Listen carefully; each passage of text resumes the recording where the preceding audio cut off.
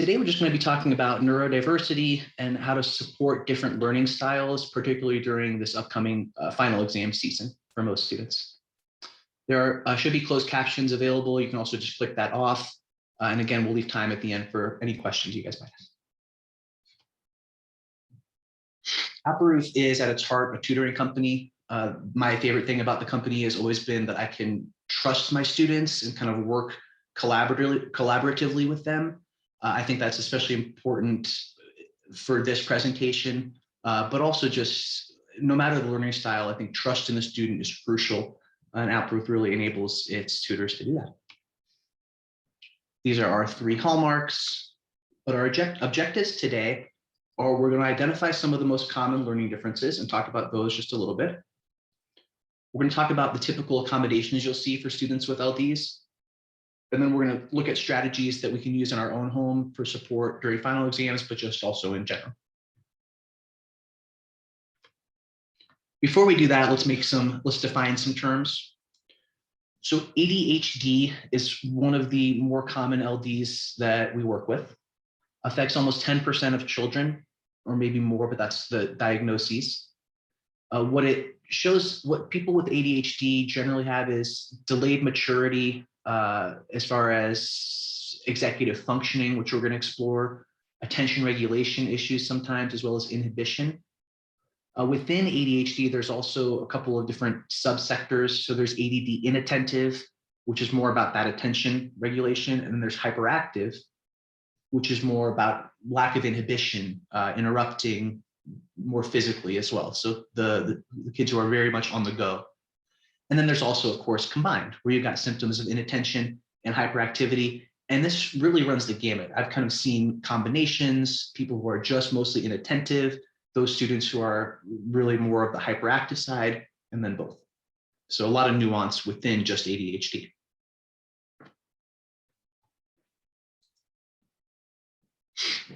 Here you're going to see some of the most important regions of the brain in executive functioning, really, and decision-making.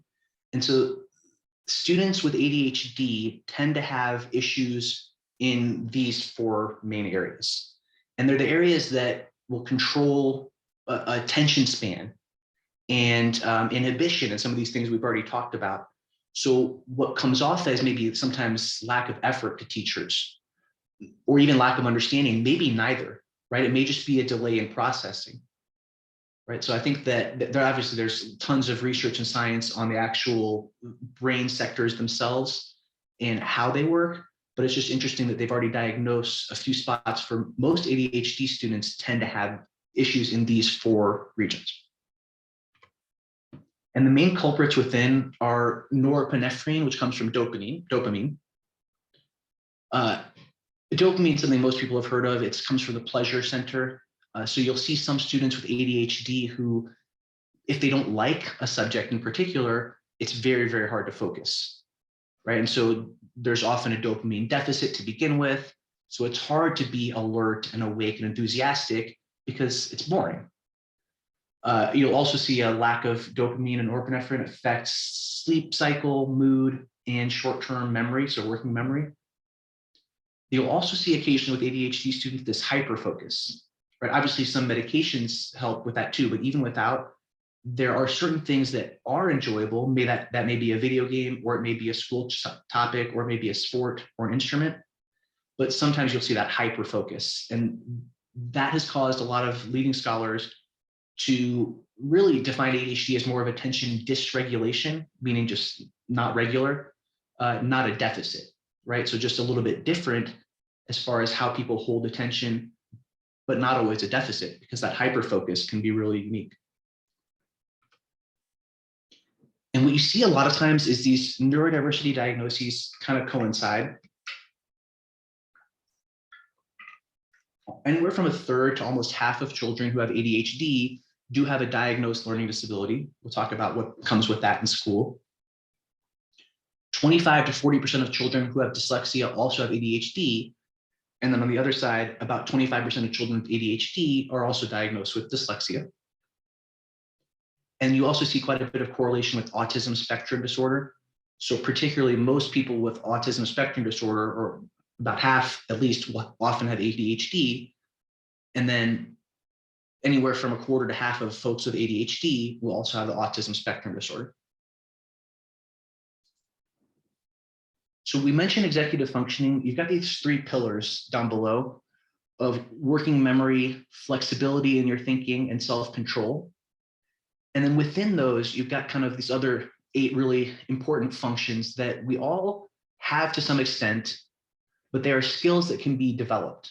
And we all develop them as we grow, as our brain matures to at least a certain age. And they can also be coached, right? Appleruth now does executive function coaching. Prioritization is one of the things that I see as the biggest issue for students who are like, I work with a lot of 10th and 11th graders. Just goes hand in hand with planning, but knowing that they've got this amount of homework that it's due on Friday, but not starting it until Thursday evening, right? And not really planning it out. I think a lot of these are interconnected, right? So being organized and structured and setting goals would help with that. And if you're managing your time correctly, you have it laid out how much time you're going to study and when. We're going to move from ADHD to dyslexia and just talk a little bit about what that is. I'll leave this up on the screen for a moment.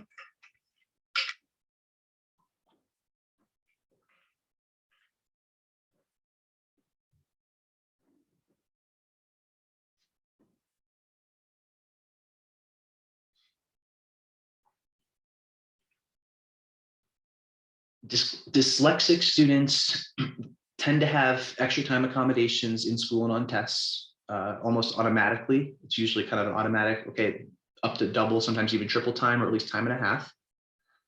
Dyslexia affects verbal and math almost equally because it can just be hard to decode what a question is asking or what the answer choices are saying.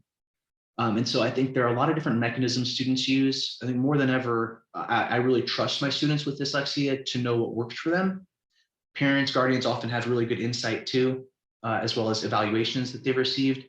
But I think it's just so crucial to understand this is what the student knows works, and it's probably different from what their fellow classmates are doing for the large part. And then the 2E in this presentation is for twice exceptional.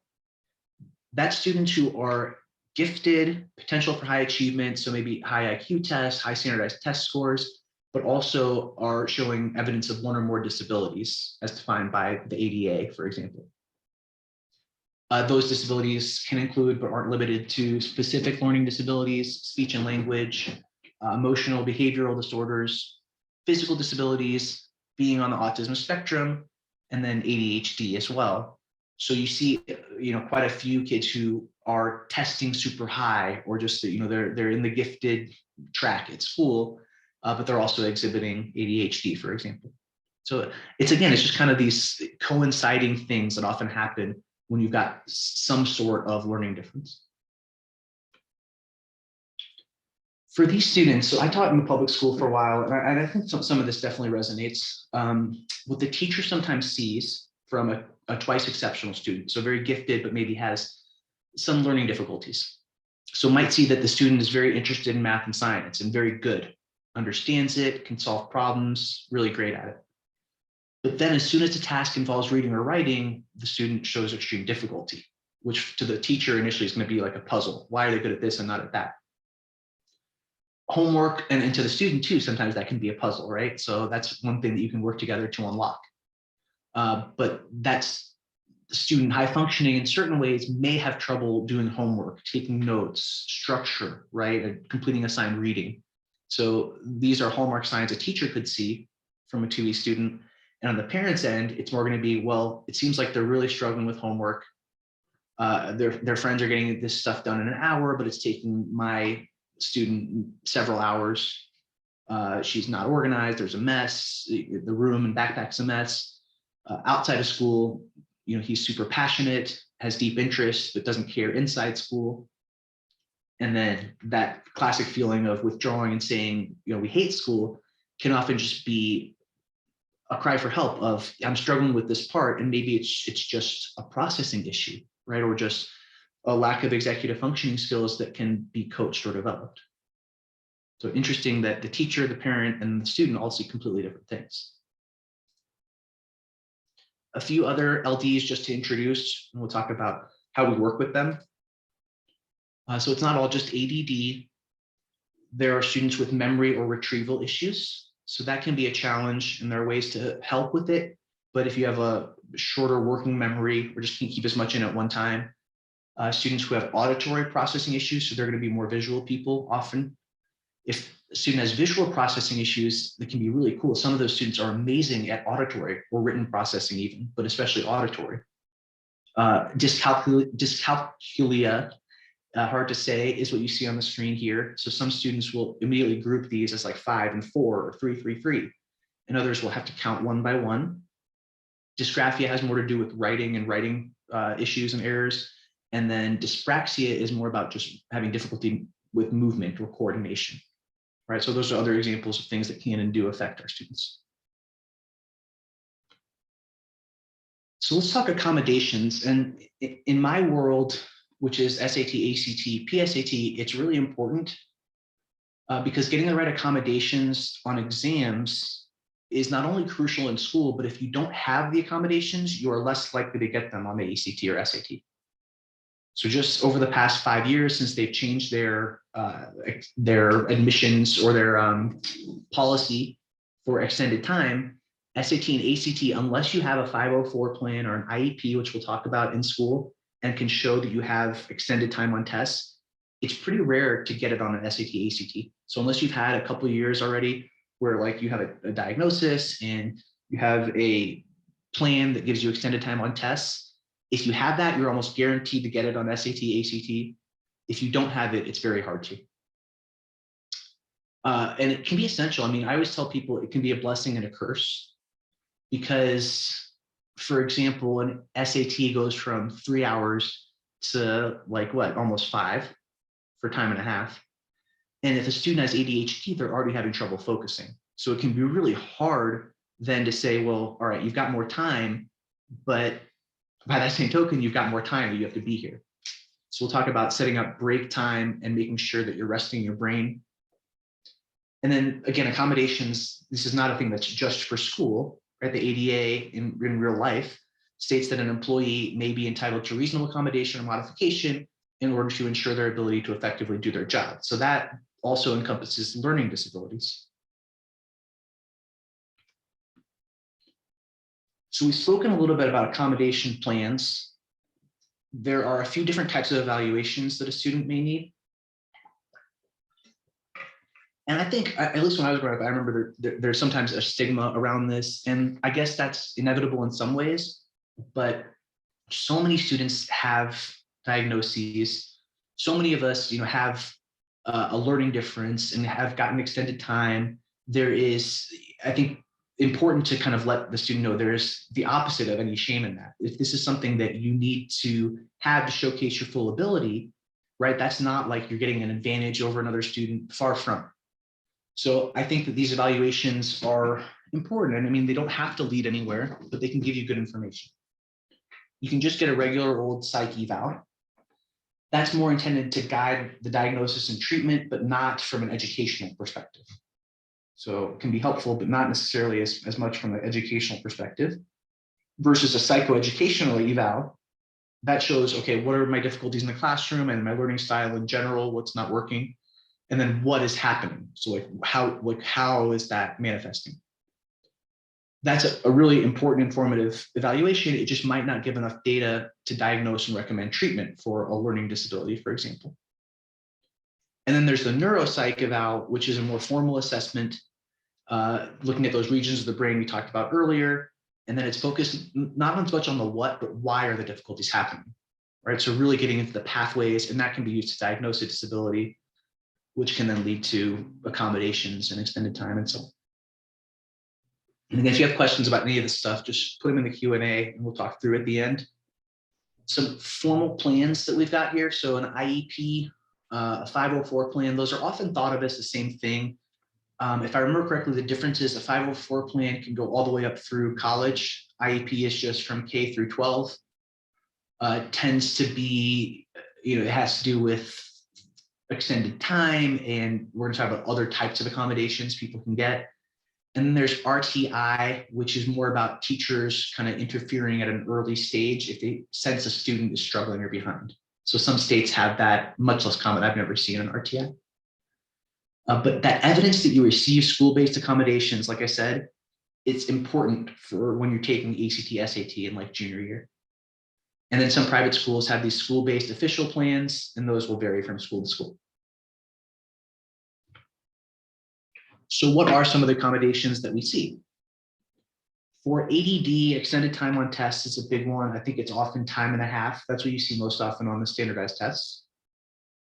Another common accommodation would be instruction and assignments that are tailored to the student. So maybe one of the issues is we don't quite understand the group instructions, and so a little bit more specific or just one-on-one individual instructions.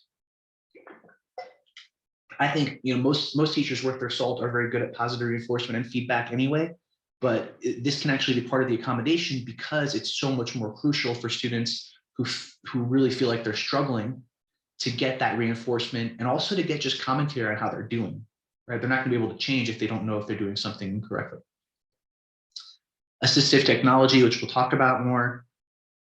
Accommodation would be extra breaks and time to move around, right? Students aren't just trying to get out of class. Sometimes they really need it. They're going stir crazy, literally.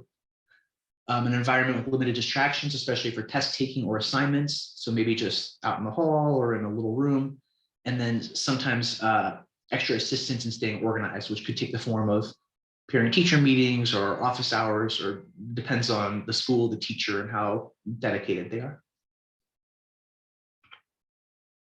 Dyslexia accommodations, on the other hand, are often a bit more immediately granted and immediately heavy.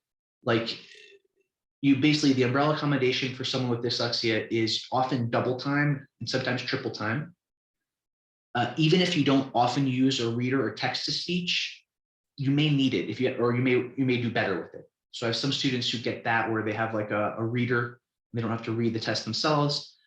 It's just important to work with it and kind of play with things and see what helps and what doesn't, just so that student can have the best possible setup for success. A few more things on that. So the presentation of the question might be verbal instructions plus repetition, or it might be like maybe pause time for reading the question. The new digital SAT and ACT, which are coming domestically, are going to be much better with this stuff, with larger print and different font colors, other little prompts and tools. Now on the hard copy, some students with dyslexia have the option to mark the answers in their test booklet and not have to bubble into the Scantron, because that can cause issues. Audio recorders are an example of assistive technology that can be helpful. The setting, so sometimes it just can be overstimulating in a big group, and most students do better in small groups anyway, but individual education, and then timing and scheduling. So right, lots of breaks, changing order, because sometimes the correct order for one student might not be the right for a neurodivergent learner, and of course extended time. So how can we help from home? One big thing that we need to do is model strategies for coping. I'm big on we have to make instruction a safe place to make mistakes. So if I'm in a tutoring session, I want to make sure that the student knows it's okay. Sometimes I might even intentionally make a mistake and then say, oh, what did I do here? Oh, let me go fix this. But want to make sure that like we know we learn more from mistakes than successes. So they're very, very valuable. And then also it's not a failure, right? It's not a bad thing. You have to feel safe making mistakes, and you have to build confidence that way.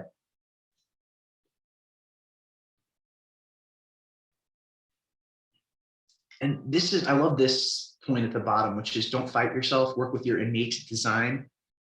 Again, I mean, trust in the student is so important, but if a student has dyslexia or if a student has processing, they are the ones who are living in their body and with their mind and understanding and trying to kind of see how am I doing this differently than this person? What works, what doesn't work?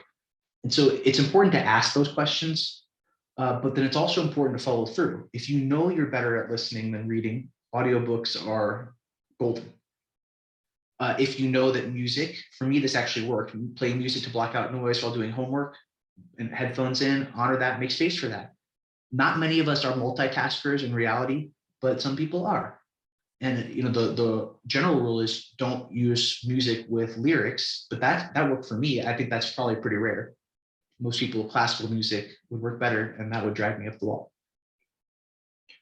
Speaking of driving people up the wall, if you need to throw a ball against the wall, right, or something just kind of bounce to help you study or focus, see if there's a way you can do that without bothering people, right? When it's nice out, you can be outside, maybe downstairs, maybe there's a vacant building you can go and study. But I just think these are little examples of things that are important to consider, right? What are your strengths, and play to them. This is good final exam lesson, but also life lesson. Partializing tasks, I think, is crucial and can't be overstated. Even though something as simple as loop, swoop, and pull might seem like just do it, I do the bunny ears. To me, it was easier to say, okay, make one loop, make another loop, cross them over so they form an X, and loop one under. Right? If you really break it down step by step by step, more than you might need it for yourself, the neurodivergent learner, it may click where it hadn't before. And then it's like, let's review the steps. Let's have you teach them back. Right? So we'll talk a little bit about that type of chunk and chew.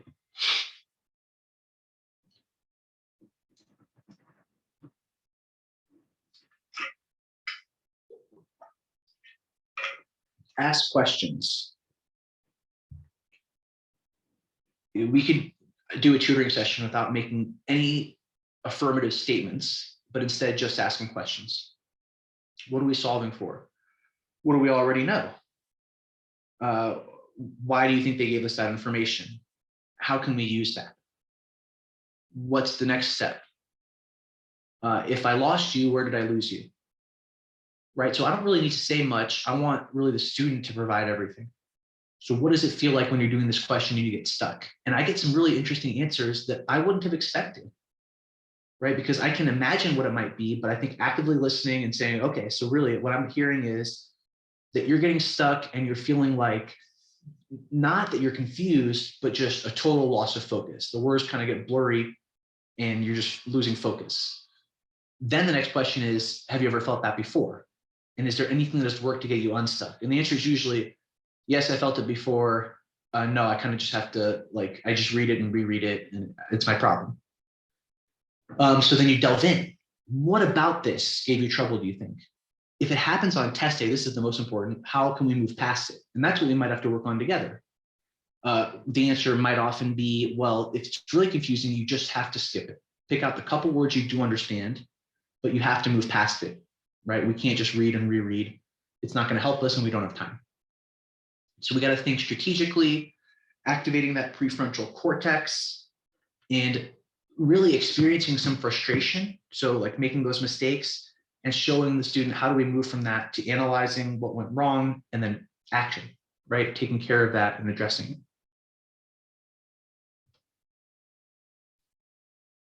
Some apps can be really helpful. I mean, I think one of the big things is technology can help for organization, but it can also help for limiting distraction. My very old school method is that if I'm too tempted by the news or sports, or I just find myself on my phone too much, then I'll pretty much disable JavaScript, which doesn't allow me to open almost anything. There's a bunch of apps that really will do that for you. So Screen Time or Blocker. And then other things you can use are recordings. So I think if you're audially or visually motivated, those can be incredibly helpful. Printed notes as opposed to handwritten or on screen. And so again, this is just explore what works for you, what doesn't, or e-readers, I think, of course, can help too. Luckily, this day and age, this stuff is really accessible. So here's a cool app wheel. I'll just leave that up for a moment because I think there's a lot going on there, and I haven't used many of these things.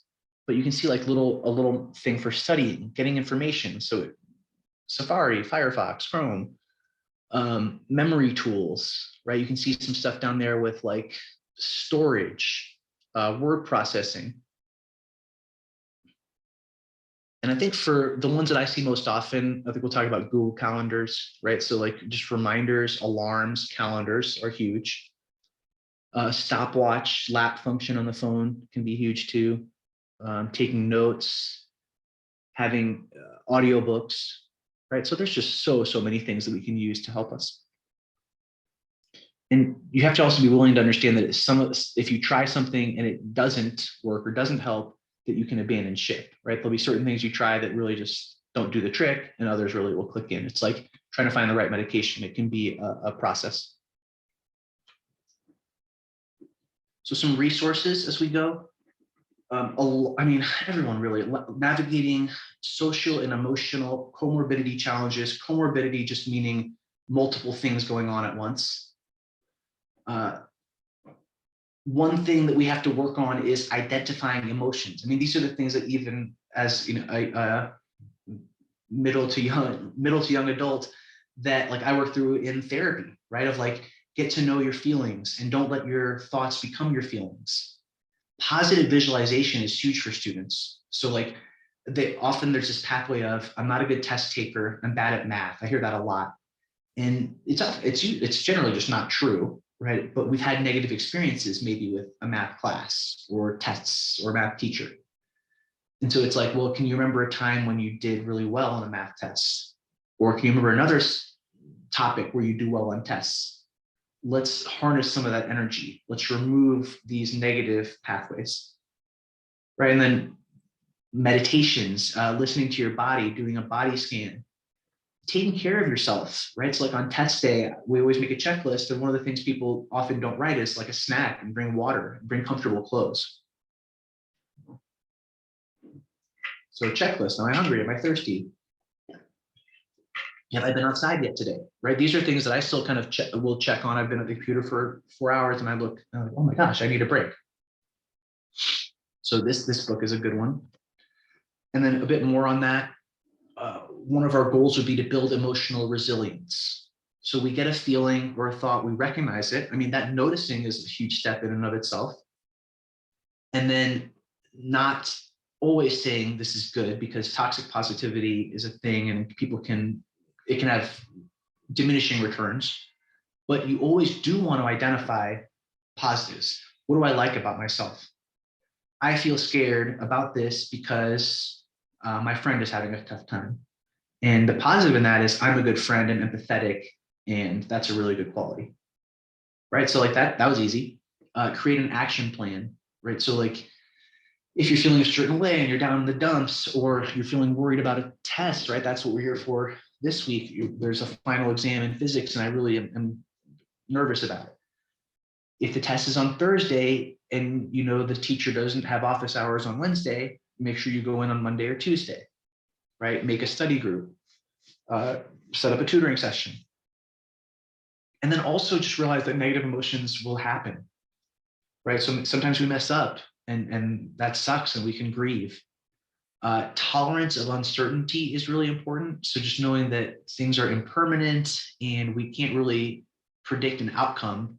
What we do is we hone our process, we work on ourselves, and the outcome generally follows.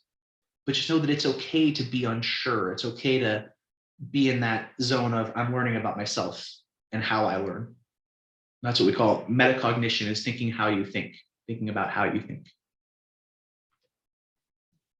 So how do we help students with these various LDs? For ADD or ADHD, I think in the vein of looking for the positives, I mean, it can be really positive, right? That hyper focus that some students with ADHD get doesn't really happen for other people. So sometimes when you really need to get work done and you're in the zone, I mean, they can do it like no other. It doesn't need to spell disaster. Everything in life has pluses and minuses, right? We just get to know ourselves, how we're different, but not put a label on that. So always look for the strength, which I think initially can be tough, but is really crucial. If your child is a fidgeter, or if you're a teacher and your student is a fidgeter, that can be okay. It can be annoying, but it doesn't mean they're not necessarily paying attention. Some students need to get up and move around while they're answering questions. Annotating, I would actually change that to taking notes, because annotating sounds scary. But some students can take notes and actively read, meaning just marking up little things in their own words, right? Just moving the pencil alone might be enough to stay alert and awake, or even underlining. But I think taking those notes would also help with working memory, understanding, and structure generally. If we attempt to inhibit it and say, no, you must stay at the desk, you must sit here for the full hour, that alone is a drain. That takes up a ton of brain capacity.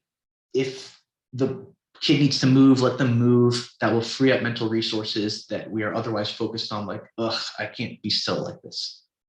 So play into what works, even if it's unorthodox. And I really think, all of this neurodiversity is really more about just non-traditional or unconventional learning styles, mostly because there never is really a one-size-fits-all learning style, right? So this is just an easy way to get more nuance.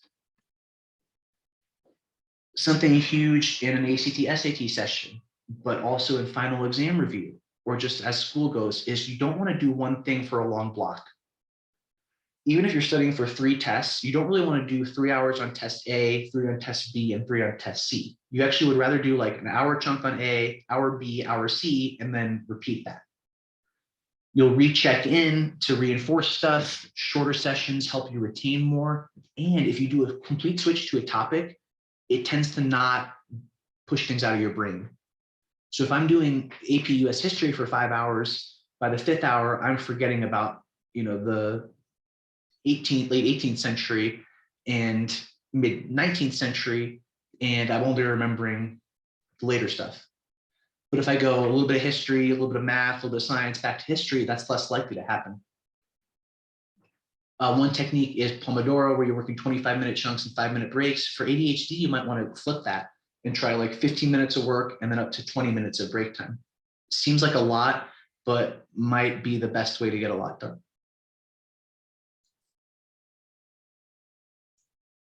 What we want to do with large projects and anything that seems overwhelming is view it in smaller chunks. So 1 passage at a time, 2 problems at a time. You can do them in any order you want. Pick the easy ones first. Part of executive functioning is task completion, which some students struggle with initiating the task. Some of us struggle with like the actual doing of the task, and then some struggle with the completion, so finishing it. But if a student struggles with initiating tasks, then breaking it up into smaller bits is, of course, a really helpful tool. Short time limits, small goals, understanding that if you don't work at all, a 2-minute chunk of time is better than nothing. So especially early on, just keeping it really manageable. For reference, an executive functioning session, so to coach it, usually is about 30 minutes long, and tends to be like starting twice a week and then trying to go to once per week as the student gains these skills and takes ownership of the organization and the planning or whatever they're struggling with. Breaks we mentioned. So with extended time in particular, got to take breaks. If you have that accommodation on a final exam, use it. If you're studying for a final exam, take a break at least every 30 minutes or so. Short break. You don't want to get too in-depth into something, so you might want to structure it or limit it. I put on my Google Calendar, if I have 2 or 3 back-to-back sessions, then I'll put 30 minutes in there where I have to have a break, so I don't schedule work or anything else. Active is the best, so if the weather permits, walking, stretching, even looking at pictures of nature actually helps. I was skeptical, but I tried it, it works. And then small mental breaks to let the glucose stores replenish. When I'm doing a tutoring, we'll do that a little bit, chat for a moment about hobbies or life or just something that isn't this test. And honestly, it keeps things fresh and makes it more enjoyable, but doesn't tend to break up momentum at all. If anything, it's better because the student needs to slice it up a bit. Just like mistakes are okay, distractions are also okay. Again, we want to limit them. So what I wouldn't want is I'm tutoring and I see a student constantly looking down or like looking up or like looking at a screen or something that I'm clearly like they're not paying full attention. But if the dog comes in barking, right, or dad comes in and throws some laundry at us, like that stuff has definitely happened. And a lot of times students are mortified and like, oh no, it's fine, right? It's like, okay, so where were we? Sometimes it actually helps because then we can kind of recircle back.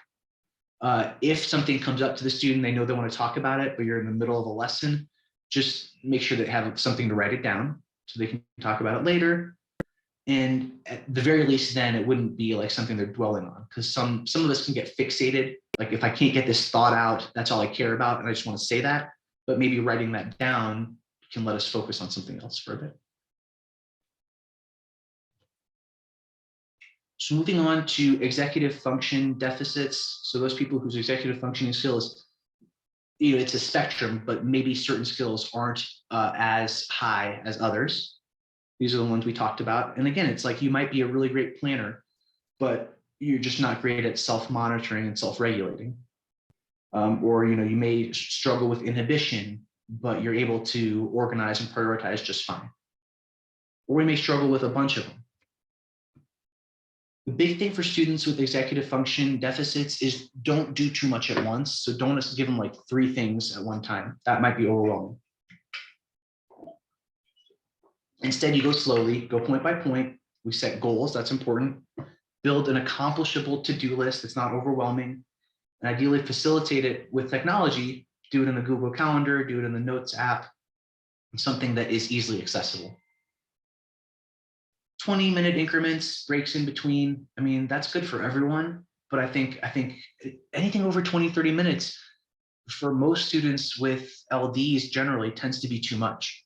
Like I would never do a 2-hour online session for tutoring.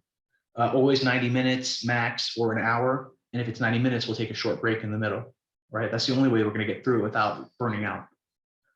Also good to have a homework book where you keep all your information. I would do it digitally, but maybe hard copy as well. A lot of the EF coaches like those big calendars where you can put like the whole month up. So that's an option as well. And really attitude is everything. I mean, I feel this just as an educator generally, but keep things positive. Any progress has to be celebrated. Any progress has to be celebrated. It really does. You don't want to be like overly, like I said, toxically positive, but motivation can be really low. And especially if you find yourself struggling, there's just this negative self-talk that so many of the kids have. So it's important to embrace that sometimes things will be frustrating, but then show successes. Like, look at this. Last week you couldn't get this, and look at you now, right? And even that little thing, you can just see the lights go off. It's like, yeah, I am improving. This actually works. I see students being hard on themselves in general, but especially if you got EF issues, because teachers often see them as like low motivation or low effort, which it's not that. It's just difficulty understanding or adapting. Success does breed success. So in confidence generally. So if you see a win, you're more likely to try new things. And the goal is just self-efficacy, right? Giving the student charge of their own final exam schedule in this case, or their own school schedule, right? Homework load. Our goal is giving self-efficacy to the student. So the coach's goal or the parent's goal or whoever is not to be a guru of here's how you do things. It's help me see from your perspective what you do, and I'll help you see how we can maybe do it differently. And then you show me how it's working, right? So it's very much a collaborative effort. And the reality is, if you're a parent of a 10th or 11th or 12th grader or 9th grader, you know that sometimes advice from mom or dad falls on deaf ears. That's where a coach or a tutor or a mentor or a teacher or a counselor can really help and sometimes get through where a parent maybe couldn't. We mentioned Google Calendar as we kind of get towards the end here today. Look at how this person has planned out breaks, right? So they've got the science project, they've got the math worksheets, but we've built in breaks in between so that we're not going to burn out or meld time in between those two topics. So scheduling in playtime and downtime is equally important. Well, it's very important, if not as important as scheduling in your work. Back to dyslexia for a bit. So how do we help students with dyslexia? Again, technology is your friend. It is good. Some digital books come with built-in accommodations, like you can change the font to make it more readable. Kurzweil text-to-speech assistive tech can also help students who are feeling like they're not going fast enough. If your student has gotten a neuropsych eval, go to the recommendations section and review just any written documentation from the professional. And then don't forget that dyslexia is not just a reading learning difference, it impacts math too. I mean, word problems in math can be some of the toughest things, but also just equations can flip. So there may need to be some work there and just figure out what's the comfort zone. And again, one size does not fit all. So dyslexic students, I've really found a wide variety of how they learn. And some students will just go like super slowly. Every word, every syllable, they really have to just kind of break it up. Others can use mnemonic devices or little kind of rhymes or codes to encode things. And that's more of an elaborate process that can be harder for an outsider to understand how that works, right? That's always fascinating to me to learn about. And then some students do well with the active reading, which is underlining, circling, starring, taking notes. Passive approach tends to not work for anyone, but especially I think readers who have dyslexia are not often going to do great unless they're doing something to change it up, right? Usually marking things up with their pencil in some way. So again, I call this taking notes, not annotating, because annotating seems scary. But the four like cornerstones of active reading on, for example, a reading section of an SAT or ACT, but also useful for an AP exam or a literature final. We underline things that are important. That helps you stay alert, stay awake. We circle transition words like however or therefore to show a shift. If you don't want to underline a full sentence, we can star main ideas. And then those little notes, I mean, I think paraphrasing is huge. The student might not understand everything, but if they can at least get a little bit in there in their own words, it's going to be much more accessible when you read 10 more paragraphs and come back. Sometimes on tests, you'll see these really like grouped together paragraphs, no spaces, and that can be even harder. So even more important to take notes and break it up where you can.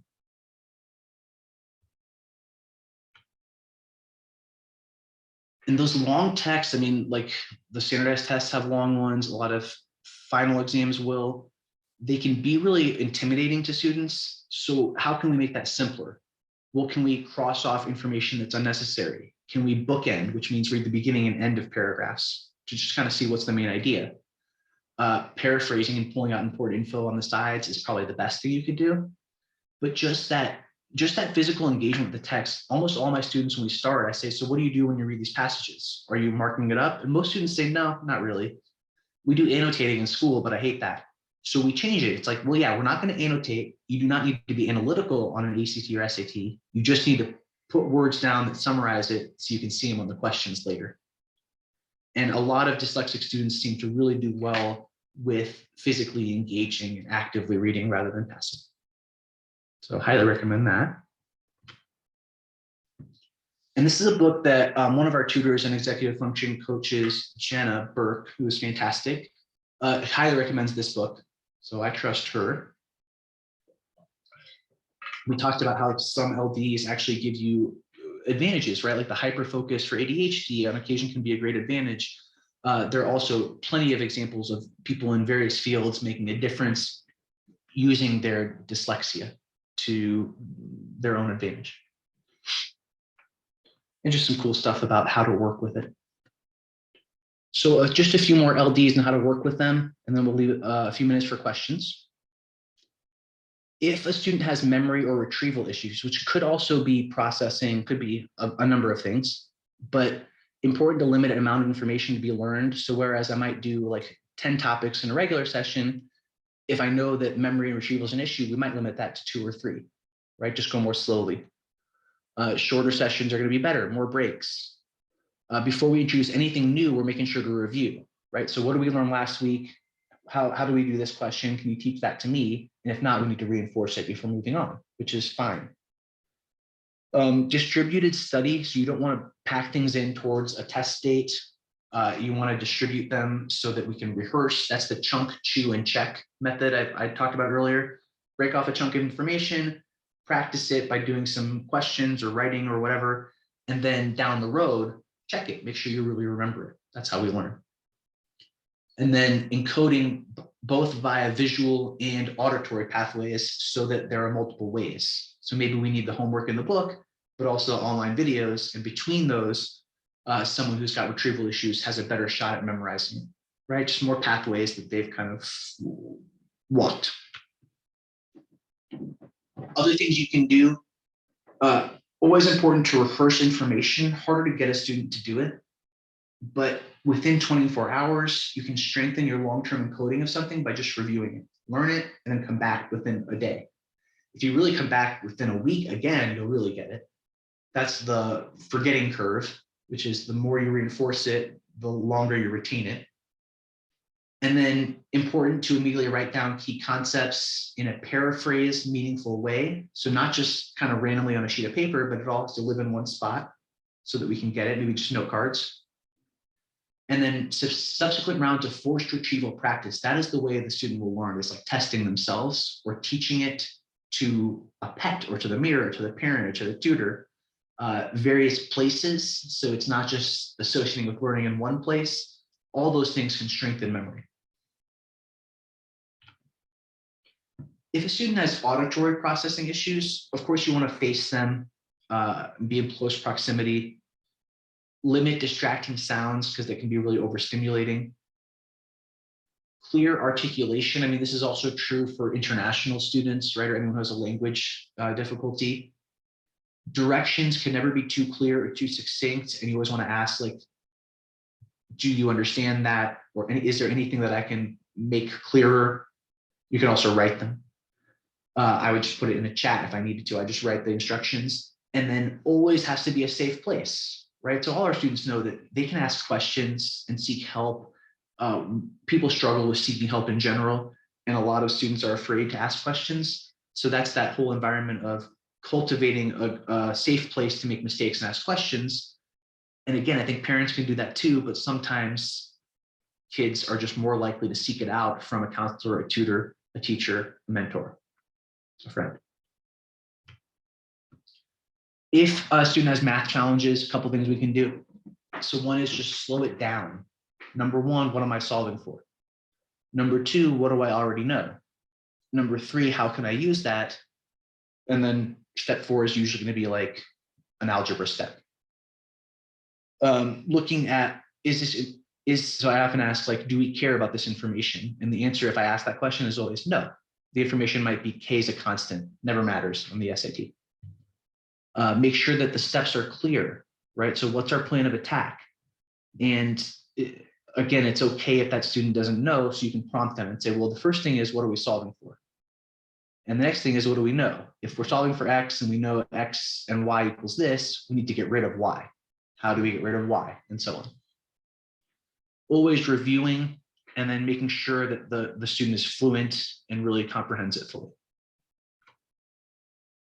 So in summary, the high-level takeaways for how to support a student who is a neurodivergent learner, both in the final exam setting, but also just in life. Number one, every brain's different. Got to trust them because there's no one cookie cutter approach. That would be a big mistake. Always super positive, reinforcing, affirming. I mean, that's so huge. There's so much negative self-talk already that just a little bit of praise can do wonders. Like one grade or one test score is not as important as shifting to believe in yourself, right? A lot of executive functioning coaching takes place at the transition between middle school and high school, or the really tough junior year, or even transitioning to college, right? These are just ways we can help build self-efficacy.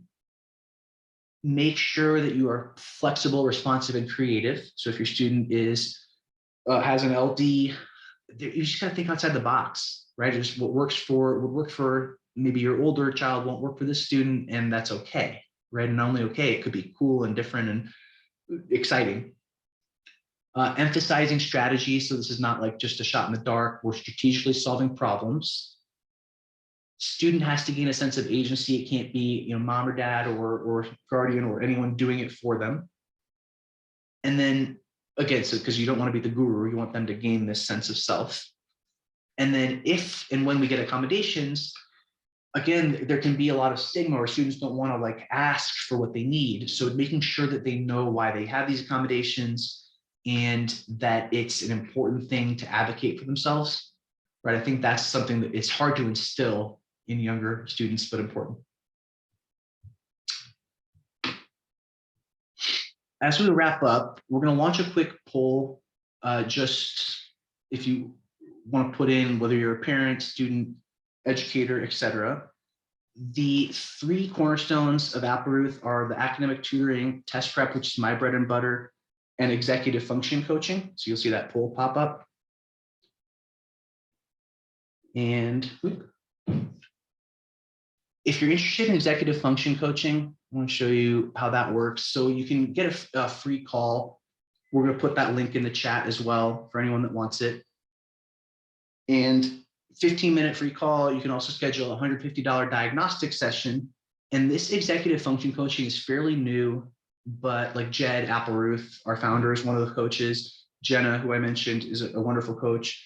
The coolest thing is the mind print, which is like a mock test for your executive functioning skills. So that's what it starts with. They match you with a coach, 30-minute consultation, and then you get a plan. Like I said, usually starting with 30-minute sessions twice a week, I would do, and then trying to get that down to 1 a week and then less as a student gains self-efficacy. So you'll see that link coming up in the chat. We've also got a new writing workshop, recommended at 5 private tutoring hours, but you can do it at your pace and your schedule. We haven't worked that much with writing in the past, so this is a cool new thing. And then with all of this, we've got the holiday sale ongoing. This is December. Appleruth.com/December deal. You can get some really nice deals on tutoring. If you are interested in that, you can feel free to request me as the tutor. I work online, SAT, ACT, PSAT mostly. We have a ton of great tutors who do academic prep, test prep, and EF. All right, I think that does it. So let's open it up for some questions. And feel free to finish up that poll. And if you are satisfied, you can also feel free to head out for the evening. I appreciate you joining. I'm just going to leave this open for a few minutes to see if any questions come up about LDs or Appleruth or otherwise.